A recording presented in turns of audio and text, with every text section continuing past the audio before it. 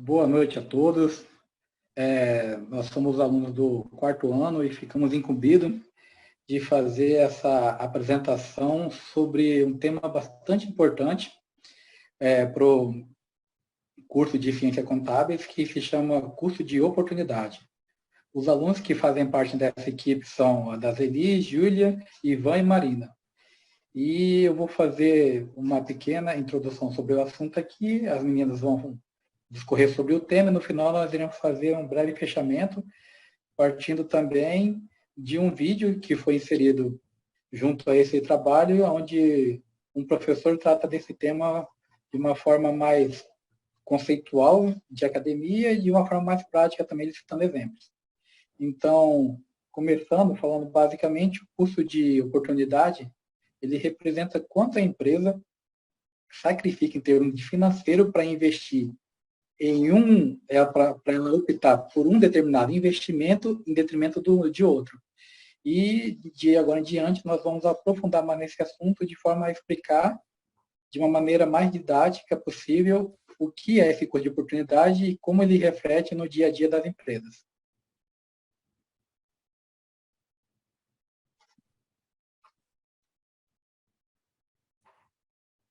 Conceito de custo de oportunidade. Representa custo de oportunidade o quanto a empresa sacrificou em termos de remuneração por ter aplicado seus recursos numa alternativa ao invés de em outra. Portanto, o custo de oportunidade está relacionado a uma situação de escolha ou de tomada de decisão. O gestor de uma organização, quando ele tiver que tomar uma decisão entre alternativas viáveis de captação ou de aplicação de recurso, ele vai estar diante de um problema de custo de oportunidade. Entenda-se por viáveis as diretrizes, limites e condições estabelecidas pela organização que devem nortear as decisões dos seus gestores, o grau de risco, o prazo, remuneração esperada, a legalidade da operação e etc. Então, ao tomar uma decisão, geralmente existem diversas opções disponíveis e o custo de oportunidade vai ser o valor que se deixa de obter ao renunciar à melhor alternativa em favor da opção escolhida. Esse custo não é necessariamente medido em termos monetários, mas sim em termos de benefícios, lucros, tempos, recursos ou qualquer outro valor relevante para a decisão. Ele nos ajuda a compreender que toda decisão implica em enunciar outras opções e nos lembra que sempre há um custo associado a essas renúncias. Portanto, ao tomar decisões é importante considerar não apenas os benefícios imediatos da opção escolhida, mas também as oportunidades perdidas. Bom, há 4 principais tipos de custo de oportunidade: o escondido, o aberto, o contábil e o ambiental. O escondido é aquele que não está claro, que não está exposto. Este custo de oportunidade está camuflado em cada decisão de investimento e, portanto, mensurá-lo acaba sendo difícil. Já o custo de oportunidade aberto, ao contrário do anterior, não é baseado no conceito de camuflagem, não sendo embutido automaticamente em uma operação. Já o custo, por sua vez, o custo contábil está relacionado ao planejamento do custo aberto ou escondido na forma contábil, indicando o quanto uma empresa teve o seu lucro sacrificado por ter investido em determinado recurso ao invés de outro. E, por fim, o ambiental é o custo de oportunidade que representa o máximo de valor que se pode obter de um determinado recurso natural.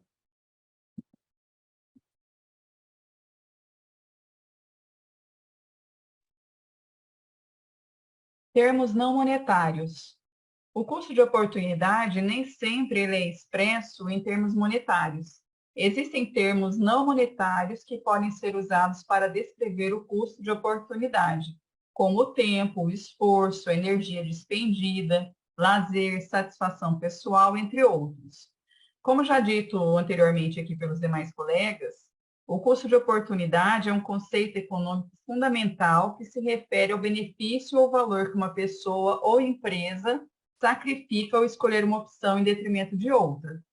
Esse custo pode ser expresso também em valores não monetários.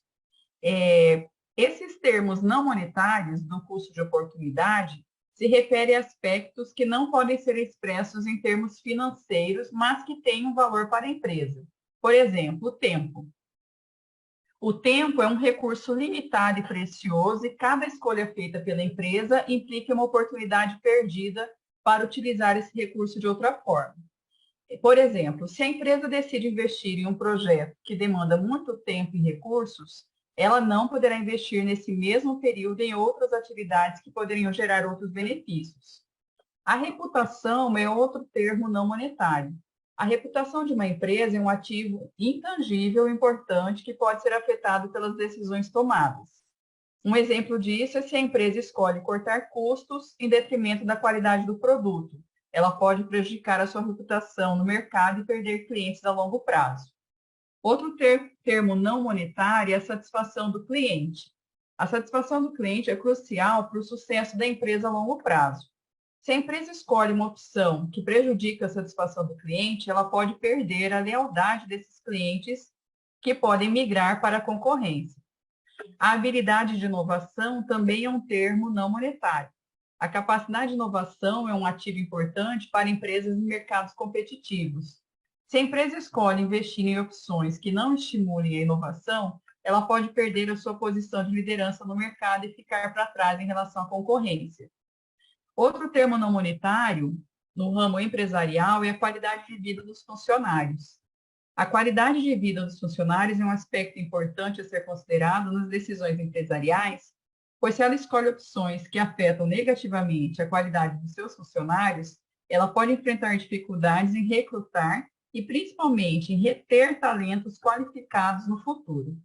Esses são apenas alguns exemplos de termos não monetários que devem ser considerados em decisões empresariais.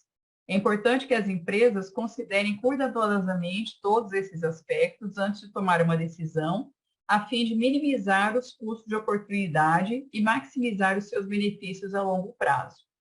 Em linhas gerais, o custo de oportunidade e seus termos não monetários a gente pode ser percebido no dia a dia da nossa vida mesmo. Por exemplo, outros exemplos não empresariais.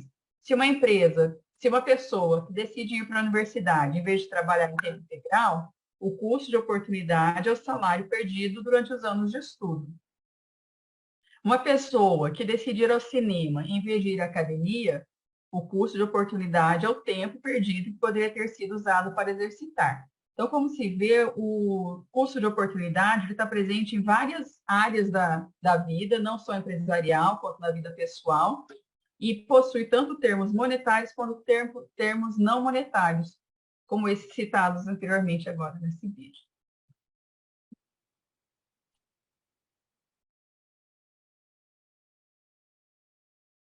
Então, como eu tinha colocado no início, nós vamos passar agora uma breve aula para colocar de forma mais clara esse assunto para vocês aqui, facilitando o entendimento dessa aula. Eu vou apresentar aqui o vídeo que é do nosso querido professor e empresário Carlos Eduardo Prado Felser. Ele é doutor PhD em Administração de Negócios pela Universidade Cristã da Flórida. Ele é mestre em Economia pela UFMT, na concentração na área de Negócios e Desenvolvimento Regional. Ele possui MBA em Gestão Empresarial pela Fundação Getúlio Vargas, MBA em Gestão Financeira, Controladoria e Auditoria também pela FGV, e é bacharel em Direito. Atualmente, ele é consultor empresarial e também é CFO, Chief Financial Officer, que é diretor financeiro do Grupo Rota Oeste. Então, agora com vocês, a aula do nosso querido professor Carlos Eduardo. Situação 1. Eu vou pegar o dinheiro emprestado no banco e o banco fala para mim, olha, eu posso pegar...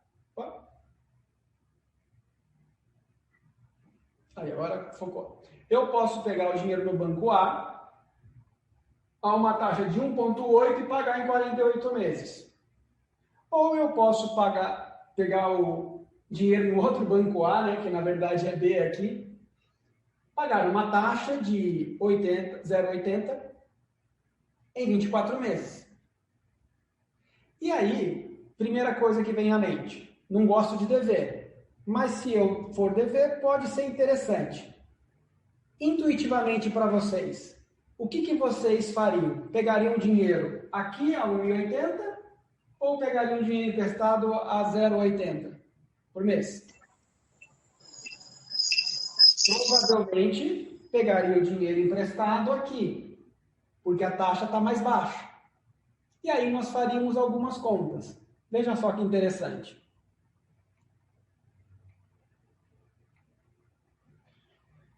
Lucro zero, volume de compras mensal 15 milhões.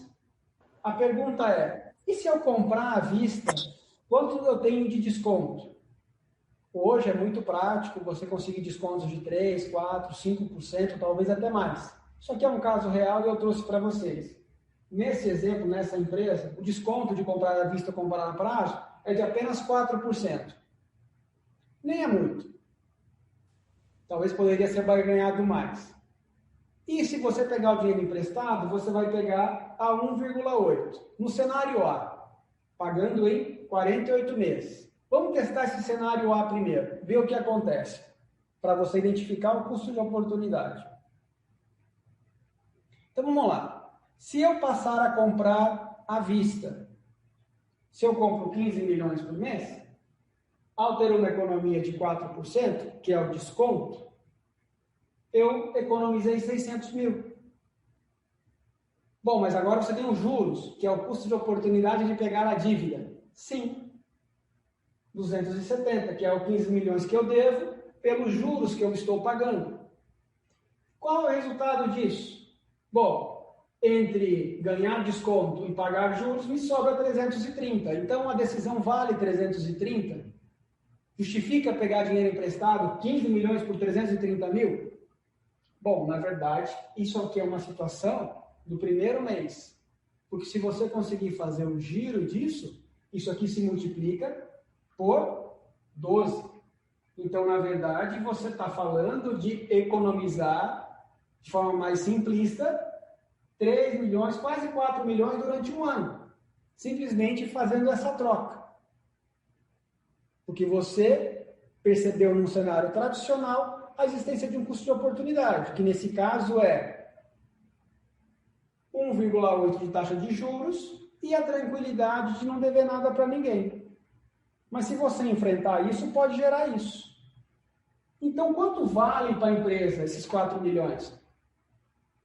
Na verdade, você poupou do investidor a necessidade dele expandir a empresa e investir mais. Porque para conseguir esse dinheiro, o investidor precisa investir para ampliar o negócio. Mas você conseguiu gerar esse resultado sem colocar dinheiro, simplesmente mudando a estratégia. Então, isso se traduz em valor. Se o investidor antes precisava realizar investimentos na ordem de 20 milhões, por exemplo, porque aí ele vai ter um lucro de 20% para poder gerar esse resultado, você conseguiu gerar o mesmo resultado sem que ele investisse esse capital. Você maximizou o retorno para ele. Com a mesma estrutura, gerando melhores resultados. Legal. Teoria feita, conta matemática feita, tudo bonito. Mas e agora?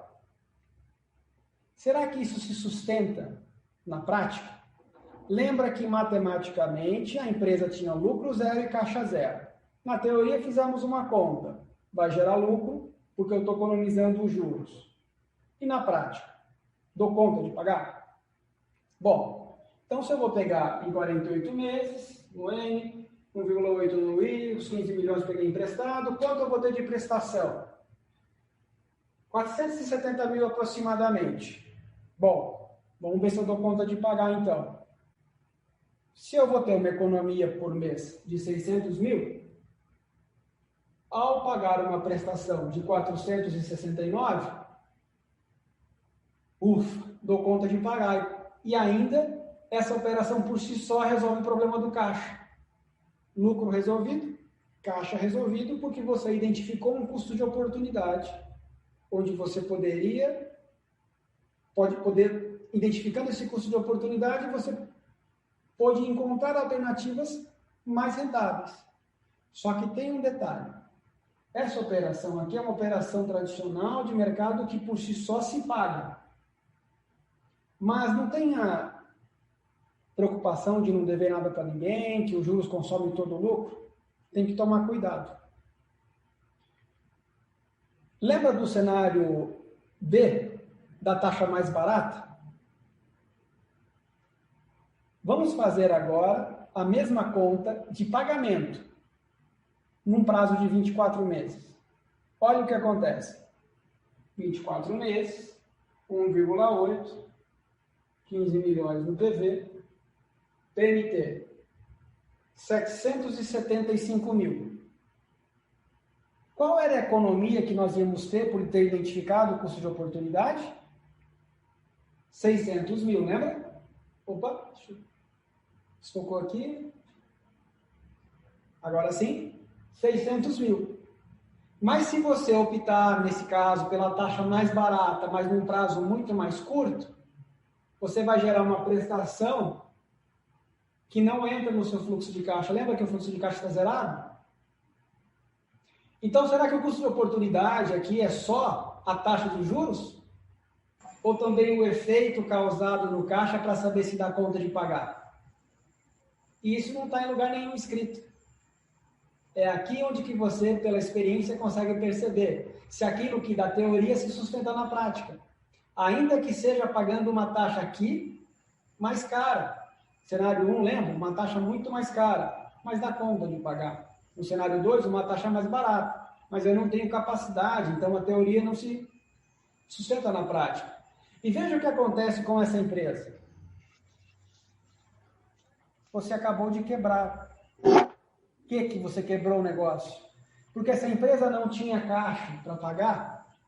Você tomando um empréstimo dessa forma, você é obrigado a ter que captar mais e mais recursos e acaba captando recursos no curto prazo, porque você já tomou as linhas de crédito maiores, e isso vai fazer com que você se endivide no curto prazo com taxas mais caras. No longo prazo, isso gera um buraco gigantesco. Será que temos empresas por aí dessa forma? Na verdade, tem muitas. Aqui ficou claro para vocês, mas por aí as empresas acham que tudo isso está tudo misturado e a solução é crescer. Quando, na verdade, o problema foi uma decisão de identificação de custo de oportunidade de forma errada. Então, veja só. Isso, na verdade, não gera um valor de destruição de 8 milhões. 8 milhões aqui no longo prazo, se vocês forem fazer as contas, é o buraco que é aberto. Mas a destruição de valores para o acionista é de 32 nesse exemplo. Por que esse susto? Porque, em tese, o investidor deveria investir 32 milhões para ter um resultado de 20% e esse resultado ser capaz de pagar a conta. Por isso que a solução, normalmente, para os negócios é vamos crescer, vamos crescer, vamos crescer. Porque aí eu vou ter mais e mais lucro para pagar mais e mais conta. Mas, na verdade, identificando claramente o custo de oportunidade, você pode identificar na empresa, do tamanho, do jeito que ela está, situações que permitam gerar mais resultado e agregar valor para o negócio.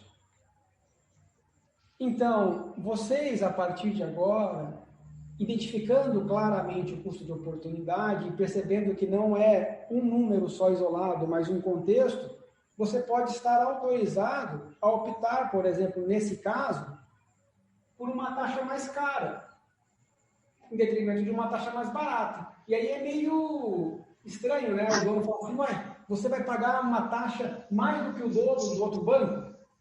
Aí você fala assim, eu vou pagar uma taxa por uma questão de custo de oportunidade. Porque se eu não pagar essa taxa mais cara, eu não consigo financiar no prazo que eu dou conta de pagar. Então, o custo de oportunidade fica muito teórico se eu usar simplesmente esse 0,80. Eu preciso agregar o contexto todo. Então, olha que interessante.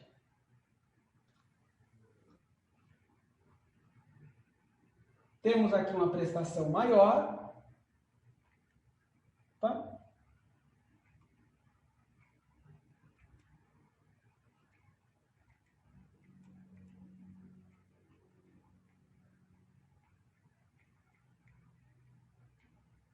Travou aqui.